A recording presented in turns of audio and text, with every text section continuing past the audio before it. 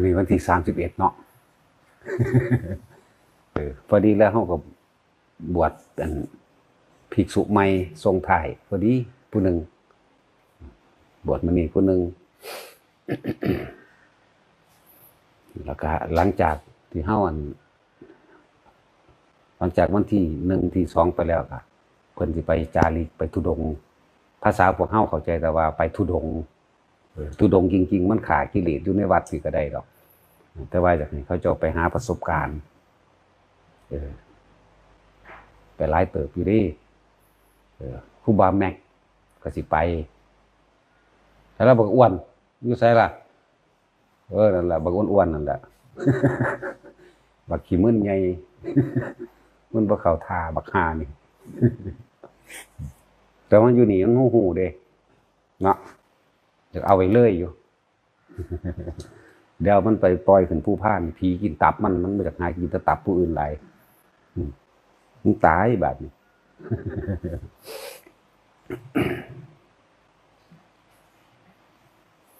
คำว่าสัตว์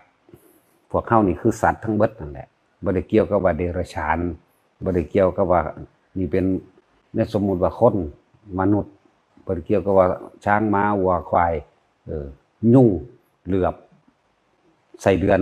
เรียกว่าสัตว์ทั้งเบิดพวกเข้ากับสัตว์ คำว่าสัตว์แปลว่าผู้ยึดติดถือมั่นผู้มีความข้องเกี่ยวสัตว์แปลว่าจังสี่ปัญหาก็มาพิจารณาเบิ่งถ้าเฮายังมามีความยึดมั่นถือมั่นยึดติดข้องเกี่ยว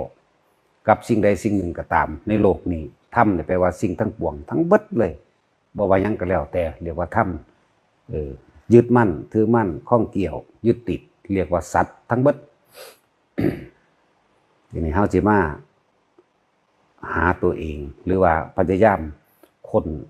ความเห็นแก่ตัวของเจ้าของให้สละออกไปให้พ้นจากความเป็นสัตว์สัตว์แปลว่าผู้ยึดติดถือมั่นข้องเกี่ยวเด้อมันยังก็แล้วแต่สมมติว่ามีการถกเถียงมีการเห็นเขาเห็นสิ่งใดสิ่งหนึ่งก็สร้างมีก็ได้ยินฟังได้ฟังเรื่องเล่าอันใดอันหนึ่งก็สร้างถ้าเข้าไปยืนยันตัดสินผิดถูกนั่นแหละชื่อว่าสัตว์ยึดติดถือมั่นเท่าไหร่มีความมั่นใจว่าถูกเท่าไหร่ความเป็นสัตว์ยิ่งมากเท่านั้นเด้อคำว่าสัตว์แปลว่าสี่แปลว่ายึดติดถือมั่น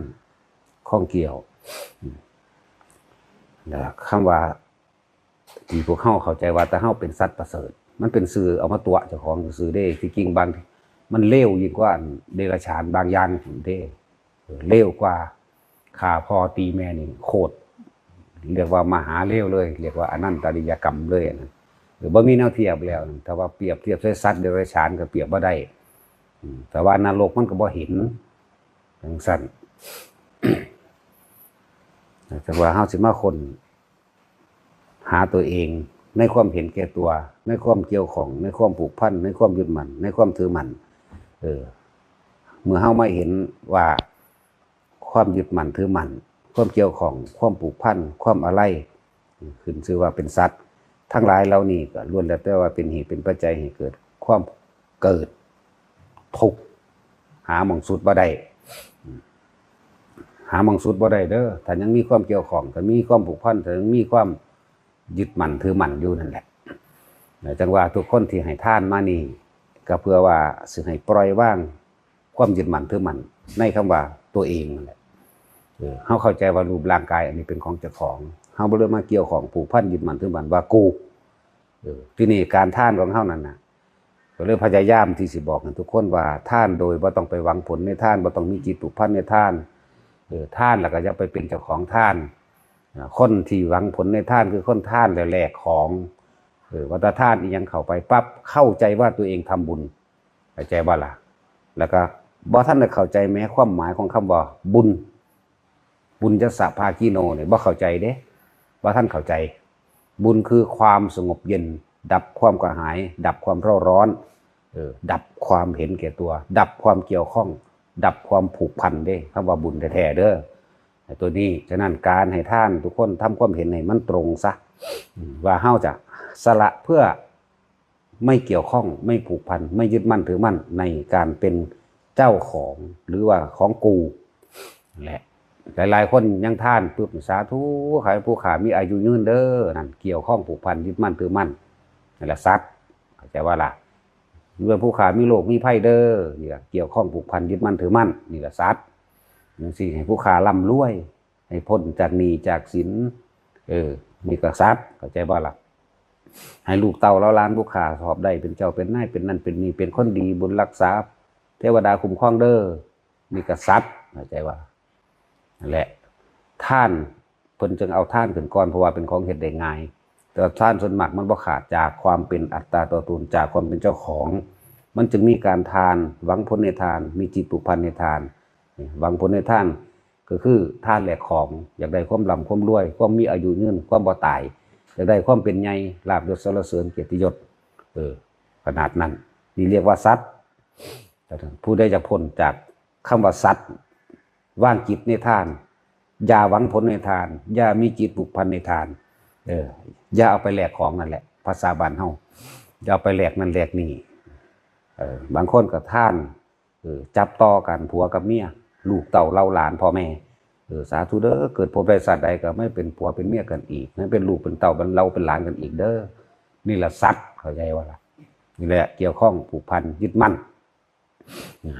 ท่านบ่ต้องหวังหยังเลยท่านเฉยๆท่านบ่ต้องมีคำเว้าหยังอีกก็ได้ท่านการให้ เพิ่นต่อโดยว่าเป็นเครื่องประดับจิตเป็นเครื่องบริการจิตจังซี่มันต่อว่าเพื่อว่าท่านทั้งหลายเหล่านี้เรียกว่าเป็นความเมตตากับแม่นกรุณากับแม่นมุทิตากับแม่นแต่ว่าอย่าลืมว่าท่านโดยอุเบกขากับแม่นทานการให้นี่เป็นเครื่องสื่อสารที่ดีที่สุดของหมู่มนุษย์นะหมู่มนุษย์และสัตว์ทั้งหลายเป็นการผูกสัมพันธไมตรีหรือมิตรภาพซึ่งกันและกันมันก็เป็นโดยธรรมชาติของมันเองอยู่แล้วบ่หาตะวายยังอีกก็ได้แต่ว่าท่านทุกครั้งทุกคนน่ะขอให้อุทิศผลทานบุญกุศลกรรมดีบัดนี้เข้าใจแล้วบุญอันเกิดจากการให้ทานนี่คือไม่หวังผลในทานไม่มีจิตผูกพันในทานจึงเรียกว่าบุญอันเกิดจากให้ทานที่พยายามที่จะให้ทุกคนทำความเข้าใจตัวนี้ขอผลทานบุญกุศลกรรมดีนี่ที่ข้าพเจ้าก็ทำแล้วตั้งแต่อดีตจนถึงปัจจุบันณขณะนี้จงถึงแด่นี่เรียกว่าอุทิศแต่ว่าต้องทำเพื่อผู้อื่นเท่านั้นอย่าเหตุเพื่อเจ้าของเข้าใจว่าล่ะ อุทิศบุญขอผลทานบุญกุศลกรรมดีนี่จงถึงแด่มารดาบิดาของข้าพเจ้าญาติข้าพเจ้าทั้งหมดเจ้ากรรมนายเวรตลอดทั้งสรรพสัตว์ทั้งหลายไม่มีที่สุดไม่มีประมาณทุกหมู่เราบรรดามีนี่ขอท่านทั้งหลายได้รับบุญนี้แล้วจงมีความสุขเถิดสาธุพ่อนี่เรียกว่าท่านดับทุกข์บ่ได้ท่านเพิ่มทุกข์ท่านดับทุกข์แล้วก็ขาดความเป็นอัตตาตัวตนขาดความเห็นแก่ตัวนี่ท่าน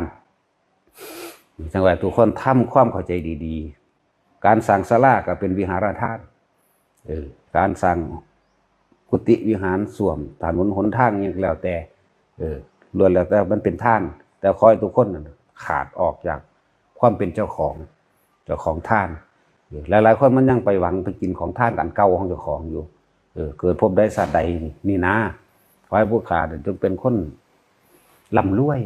เป็นผู้มียศถาบรรดาศักดิ์และอำนาจนี่แหละเรียกว่าสัตว์เนี่ยหวังผลในทานมีจิตผูกพันในทานหวังว่าทานนั้นจะทำให้ตนเองนั้นเกิดเป็นคนมีรูปร่างหน้าตาดีร่ำรวยประกอบด้วยยศถาบรรดาศักดิ์เป็นสิทธิมหาเศรษฐีนี่เรียกว่าสัตว์เป็นผู้ยึดติดเกี่ยวข้องผูกพัน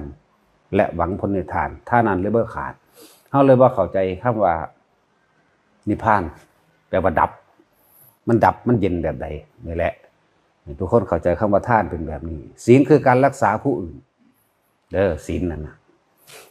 ให้เป็นคนที่มีความแข็งแกร่งเด็ดเดี่ยวมั่นคงในการที่ไม่ทำร้ายเบียดเบียนให้ผู้ใดผู้หนึ่งเสียชีวิตและทรัพย์สินตลอดทั้งคนและสัตว์ให้เป็นออกมาจากข้างในเลยเข้าใจว่าล่ะถ้าไม่ทำร้ายเบียดเบียนผู้ใดผู้หนึ่งเสียชีวิตและทรัพย์สินตลอดทั้งคนและสัตว์เป็นความบริสุทธิ์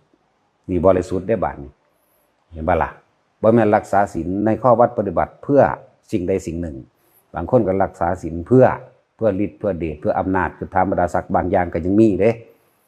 นั่นแหละตามธรรมดาก็มีเจตนาในการงดเว้นซะก่อนแต่ว่าเฮามองเข้าไปลากลึกของมันแล้วเมื่อเฮาเห็นคำว่ายังมีการเบียดเบียน ทำร้ายให้ผู้ใดผู้หนึ่งเสียชีวิตและทรัพย์สินตลอดคนและสัตว์คือการเบียดเบียนตัวเองทำสิ่งใดได้สิ่งนั้นนี่เรียกว่ากรรมเรียกว่ากรรมและทำกระทำลงไปแล้ววิบากกรรมคือผลที่เราจะต้องรับนี่แหละจังว่าเฮารักษาศีลคือว่าเพื่อความบริสุทธิ์หลุดพ้นกับพ่อละบ่ได้ว่าเพื่อจะแลกยศถาบรรดาศักดิ์หรือเพื่อความไม่มีโรคกระช่างยังก็แล้วแต่ขึ้นชื่อว่าการเกิดย่อมมีโรคทั้งนั้นความแก่ความเจ็บความปวดนี่ความป่วยความเจ็บไข้ไม่สบายย่อมเป็นไปกับหมู่สัตว์ทั้งหลายผู้ยังมีความหวังผู้มีความปรารถนาอยู่ผู้มีความยึดมั่นถือมั่นอยู่อันนี้เราเรียกว่าสัตว์แต่เฮาอยากพ้นจากความเป็นสัตว์ท่าน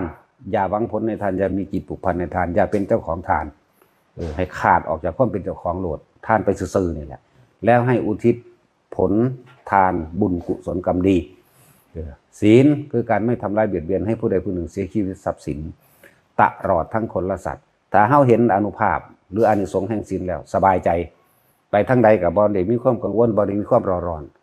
เฮาบอกไปลักไปตีไปข่าผู้ได้ไวมันก็ไปแบบสบายไปแบบสบายใจไปแบบว่าบ่ต้องกังวลว่า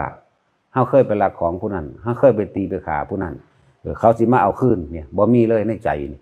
นั่นแหละศีลจึงชื่อว่าเป็นความบริสุทธิ์อย่างหนึ่งท่านก็ให้บริสุทธิ์ศีลก็บ่ให้บริสุทธิ์แล้วมาร่วมลงตรงที่คำว่าภาวนานี่คือภาวะแห่งอารมณ์ภาวะแห่งอารมณ์ที่จิตมโนที่วิญญาณของเฮารับรู้ในความรู้สึกของใดจึงบอกว่าภาวนานี่เห็นความรู้สึกของตนตราบใดที่ยังมีความรู้สึกนี่พอใจและไม่พอใจพบได้เกิดขึ้นนี่คือความเป็นสัตว์ใจว่าล่ะเนี่ยมันมาเกี่ยวกับสัตว์คือเก่านี่แล้วเฮาจึงพยายามที่จะรู้เข้ามาเพื่อจะเห็นต้นกำเนิดแห่งอารมณ์คือหยังใจเป็นใหญ่ใจเป็นประธานคือจิตคือความคิดเท่านี้เองก่อนที่เกิดอารมณ์แห่งความรู้สึกทั้งหลายความคิดของเฮาแล่นไปอาศัยหยังแล่นไปอาศัยหยังคิดไปอาศัยสัญญาอารมณ์ความรู้สึกความสำคัญมั่นหมายในความจดในความจำอยากได้ดังใจอยากเป็นแบบนี้นั่นแหละแม้กระทั่งการยืนยันตัดสินบุคคลผู้อื่นว่าผิดว่าถูกก็ช่างล้วนแล้วเกิดจากสัญญาอารมณ์ความรู้สึกที่ตัวเองเข้าไปยึดมั่นถือมั่นและยืนยันตัดสินว่าสิ่งนี้ผิดสิ่งนี้ถูกพุ่นละขนาดนั้นเด้ถ้าผิดกลับไปเกิดก็ผิดนั่นความเป็นสัตว์เห็นไปเกี่ยวข้องกับความว่าเข้าใจว่าผิดถ้าถูกก็ไปเกิดก็ถูกเพราะมันเป็นของคู่กันอยู่แล้วนะแต่ว่าภาวนาเฮาจึงว่าให้เห็นภาวะความรู้สึกของตัวเองภาวะเนี่ยแปลว่าพบได้ว่านี่ถ้ายังมีความรู้สึกไม่พอใจอบายภพอบายภูมิล้วนๆถ้ายังมีความรู้สึกพอใจแต่ว่าเป็นเรื่องของโลกกับอบายคือเราแต่ถ้ามีความรู้สึกพอใจที่ได้ให้ทานพอใจได้รักษาพอใจจะได้ถวายของอันนี้ก็ยังเป็นเทวดาเท่านั้นหนึ่งดิถ้ายังมีความพอใจในสิ่งใดสิ่งหนึ่งอยู่นั่นนะและให้ทุกคนเห็นความลึกเฮาต้องเห็นอย่างต้นเหตุของมันที่เฮ็ดให้เกิดอารมณ์ได้คือความคิดมาจากใจความคิดมาจากความจำนั่นแหละมันไปจำสำคัญมั่นหมายว่านั่นว่านี่นะนั่นแหละนี่ก็ยังเรียกว่าความเป็นสัตว์ธรรมดาบอกเฮาสิบ่ต้องการความเป็นสัตว์เหตุจังใดนั่นแหละเฮาจึงมาฝึกตัวเองในคำว่าภาวนานี่เองให้เห็นความรู้สึกนึกคิดของตัวเองบัดนี้เฮาสิการเห็นด้วยการคิดการนึกและมีความถูกต้องโดยชอบธรรมเรียกว่าสัมมาทิฏฐิสัมมาทิฏฐิความเห็นนี่เป็นความเห็นที่ไม่เป็นไปเพื่อความเบียดเบียนทำร้ายผู้ใดผู้หนึ่งเสียชีวิตและทรัพย์สินความเห็นตัวนี้เฮาเห็นได้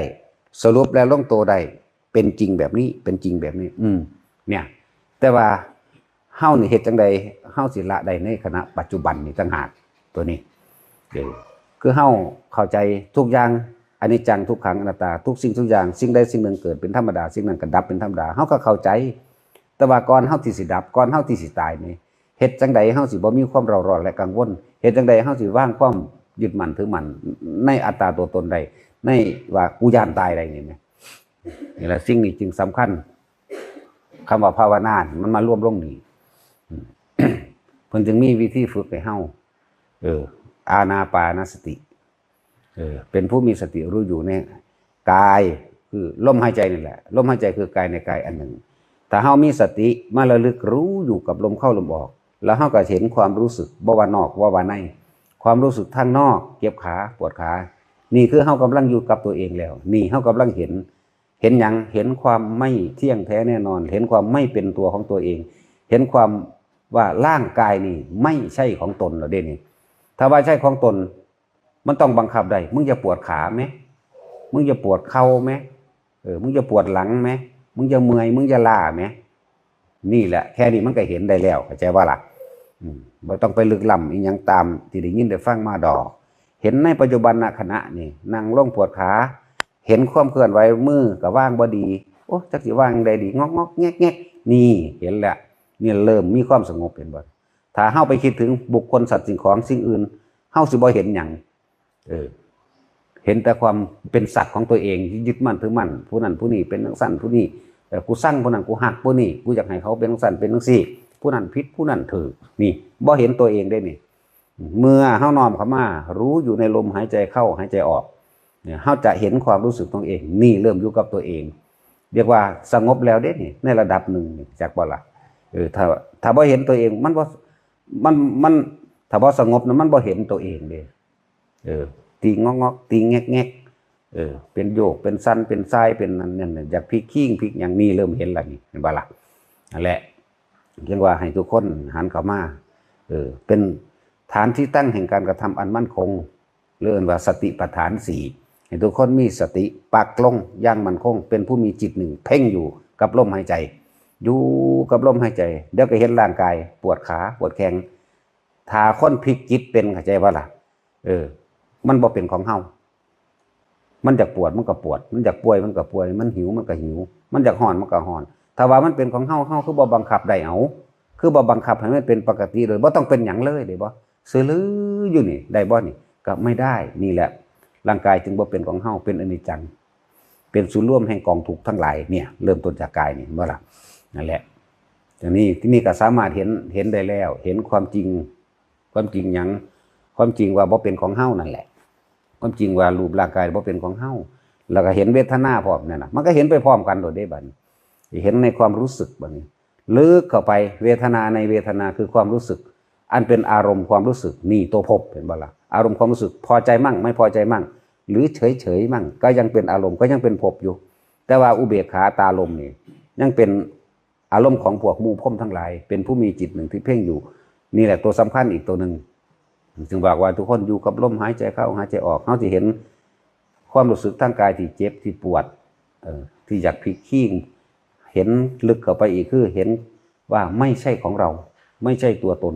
เนี่ยไม่ใช่บุคคลสัตว์สิ่งของพร้อมไม่ได้เป็นไปตามอำนาจที่เราอยากให้เป็นนี่เขาก็เข้าใจแล้วเขาก็ว่างไปในจุดนี้วิธีระงับความรู้สึกเวลาเขานั่งสมาธิหรือเดินหรือยืนหรือนอนก็ยังก็แล้วแต่ให้เปลี่ยนท่าเปลี่ยนไปเลยแต่ว่าอย่าเปลี่ยนใจอย่าเปลี่ยนจิตประกอบหรือตั้งมั่นอยู่ในลมไว้ซะก่อนยังกระสร้างอยู่ในลมแล้วเราจะเห็นตัวลึกเข้าไปสู่เวทนาเนี่ยกายเวทนานอกเห็นแล้วเห็นยังเห็นว่ามันเจ็บมันปวดมันบังคับบ่ได้เวทนาในคืออารมณ์ความรู้สึกพอใจและไม่พอใจที่ว่าสุขและทุกข์นั่นเองตัวนี้เด้พอใจและไม่พอใจนี่แหละบัดนี้เห็นจังใดเฮาสิเป็นผู้มีจิตหนึ่งที่เพ่งอยู่ทำเป็นเบื้องต้นแต่ว่ามีผลอันสูงสุดสามารถระงับดับทุกข์หรือขาดสิ้นจากความเป็นสัตว์ได้เพราะความเข้าไปเห็นในความจริงเมื่อเห็นดูเขาคำว่าวางคำว่าปล่อยวางมันสิค่อยๆปล่อยของมันเองดอกเฮาบ่ได้เป็นผู้ปล่อยเฮาสิเป็นผู้รู้ไปเองดอกนี่ก็บังคับไม่ได้นี่เฮาก็เข้าใจนั่นแหละถึงบอกว่าทุกคนรู้อยู่กับลมหายใจเข้าออกแล้วเป็นผู้มีจิตหนึ่งที่เพ่งอยู่ก็คือเอาลมหายใจกับอุณาโลมเลยว่าการทำสมาธิให้มันต่อเนื่องหลายๆคนมันขาดความต่อเนื่องเพราะเข้าใจผิดคิดว่าทำสมาธิต้องนั่งหลับตาทำสมาธิหรือต้องฝึกหัดตนด้วยการเดินจงกรมอย่างเคร่งครัดหรือว่าด้วยการอดอาหารด้วยการทรมานตนในกายอันใดอันหนึ่งนี่แล้วถ้าเขาว่างจิตเป็นแต่บ่ได้ยากเลยทำเหมือนไม่อยากเหตุคือยังในปัจจุบันถ้าเขามีสติรู้ลมเข้าออกปัจจุบันรู้ลมเข้าออกแล้วเขาสิบ่ไปคิดถึงอดีตว่าที่เขาได้ยินได้ฟังมาแล้วต้องทำอย่างนั้นต้องทำอย่างนี้ ต้องเป็นแบบนั้นต้องเป็นแบบนี้นี่มีแต่คิดเอากับคิดเอาเอาว่างไว้ก่อนตัวนั้นความรู้ทั้งหลายเป็นเครื่องประกอบนั้นเอาว่างไว้ก่อนแล้วมาอยู่ในปัจจุบันมันจะเห็นดอกบัดนี้มันจะเห็นความบ่เที่ยงแท้แน่นอนของความคิดมั่งเห็นเรื่องความเที่ยงแท้แน่นอนของความรู้สึกมั่งเห็นบ่ล่ะความรู้สึกนึกคิดทั้งหลายไว้ไปไว้มาโอ้ทุกสิ่งทุกอย่างบ่ได้เป็นของเฮานี่บ่คือธรรมทั้งปวงเนี่ยก็เป็นธรรมทั้งปวงคือเก่าสิ่งทั้งหลายทั้งปวงเป็นแบบนี้เนี่ยมันก็คอยลึกซึ้งเข้ามาเห็นตัวเองอันบุคคลทั้งหลายคืออันเฮาบ่ควรเข้าไปยึดมั่นถือมั่นตัวอันนี้คือการสรุปได้แต่ว่าต้องเฮ็ดจังได๋เฮาสิรักษาปัจจุบันณขณะใดนี่รู้ให้มันทันความคิดที่มันไปปรุงแต่งให้ได้ดังใจรู้ให้มันทันเนี่ยคำว่ารู้ให้มันทันก็แค่อยู่กับลมหายใจมันก็ทันแล้วแหละความหมายความจริงมันนะอยู่กับลมเข้าลมออกมันไปกลับขึ้นมาลมมันไปกลับขึ้นมาลมยังมันไปสัญญานั่นแหละความคิดเท่าไปนึกถึงบุคคลสัตว์จริงของหรือการทรงจำในการได้ยินได้ฟังธรรมอ่านธรรมะได้ฟังธรรมะมากระสังไปหาสัญญาดึงมาปัจจุบันนั่นแหละละดึงมาปัจจุบันคือลมเข้าลมออกนั่นแหละละมันละของมันเองดอกว่าเหตุทำให้มากทำให้บ่อยทำให้ชินทำให้เป็นดุจดั่งญาณนี่รู้นะดุจดั่งญาณนี่ทำให้เป็นดุจดั่งญาณรู้เข้ามาด้วยนะรู้สึกตัวทั่วพร้อมในตัวเองแหละทุกคนขาดความต่อเนื่องเด้อนี่แหละจึงมีวิธีฝึกว่าให้ทุกคนไปทรงฌานสมถะกับวิปัสสนาเป็นของคู่กันตีคู่กันเมื่อใดจิตสงบเฮาก็สิเห็นแหละคำว่าจิตสงบคือไม่คิดนึกปรุงแต่งไปทางอื่นเนี่ยเลยเอื่นว่ามันอยู่ในลมหายใจเป็นสมถะวิปัสสนามันสิเห็นความที่มันเกิดขึ้นในขณะปัจจุบันนั้นดอกจึงว่ารู้แจ้งเห็นจริงตามความเป็นจริงโดยของสิ่งทั้งปวงแม้กายก็ไม่ใช่เราบังคับไม่ได้ไม่เป็นไปอำนาจแห่งความอยากของเรานี่เขาจะเก็บจะปวดจะป่วยมันก็เป็นไปตามของมันหิวร้อนหนาวเป็นของมันนี่แหละวิปัสสนาก็ดีเห็นความเกิดคิดไปแล้วไปเกิดน้ำผู้นั้นแล้วกลับขึ้นมาปุ๊บดับแล้วเกิดกับผู้นั้นดับกับผู้นั้นแล้วคิดถึงบุคคลสัตว์สิ่งของนั่นแหละเห็นความเกิดเห็นความดับเห็นความไม่เที่ยงแท้แน่นอนของความคิดแม้ความคิดของเราก็ไม่ใช่เราเนี่ยบัดนี้จึงมาหาวิธีอยู่กับลมหายใจเฮาจะบัดเฮาสิเข้าใจเลยรู้เฉยๆรู้แบบไม่บังคับเนี่ยมันสิเป็นของมัน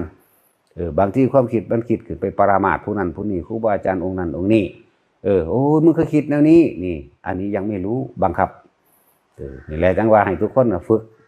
ให้มันชินซะก่อนเถอะเดี๋ยวเขาจะเข้าใจดอกนี่สักแต่ว่าความคิดนี่มันก็คิดไปมันก็ไหลไปของมันแต่ว่าเฮานี่ได้เป็นผู้รู้อยู่เฉยๆหรือเป็นผู้ดูก็ว่าได้นั่นแหละฝึกไปเรื่อยๆแล้วเฮาสิขาดจากความเป็นคนขาดจากความเป็นสัตว์ดอกขาดจากความเป็นสัตว์ทั้งเบิดนี่เฮาสิบ่เข้ามายึดมั่นถือมั่นกับมันอีกเพราะว่าเห็นความจริงอันนี้จังทุกขังอนัตตาก็เป็นธรรมะอันนึงเนี่ยบ่เข้าไปยึดมั่นถือมั่นในอันนี้จังทุกขังอนัตตานี่ก็แม่นอีกอันนึงแล้วก็เห็นสิ่งทั้งปวงมาถึงโลกไหลเข้าไปสู่ความแตกนี่ก็อันเก่านั่นแหละอันนี้จังทุกขังอนัตตาเบิดนั่นแหละส่วนความรู้ที่เฮาไปเล่าเรียนมานั่นล้วนแล้วแต่เป็นการทำความเห็นที่ถูกต้องซื่อเด้อย่างอวิชชาเป็นปัจจัยบังเกิดสังขารสังขารเป็นปัจจัยบังเกิดวิญญาณเรียกว่าปฏิจจสมุปบาทผู้ใดเห็นปฏิจจสมุปบาทผู้นั้นเห็นเราตถาคตเข้าใจว่าล่ะเห็นความเป็นไปในเช่นนั้นแต่ขอให้เห็นแบบนี้เด้เห็นในขณะปัจจุบันณขณะเห็นทั้งมีสตินี่เห็นบ่แม่นตาเห็นบ่แม่นหูได้ยินแบบนั้นเด้มันสิเข้าไปถึงในความปล่อยวางในความรู้สึกของมันเองดอกมันสิบ่มีความรู้สึกทั้งพอใจและไม่พอใจถูกดับไปแล้วแม้อุเบกขาก็บ่เกิดความรู้สึกอันว่าอุเบกขานี่ก็ถูกละไปได้คือกันเด้แต่ว่าสิเป็นสังขารูปเปกขายานเห็นความคิดที่ไหลไปรู้เท่าทันแล้วเราไม่คิดตามเนี่ยมันสิค่อยซึมลึกไปหั่น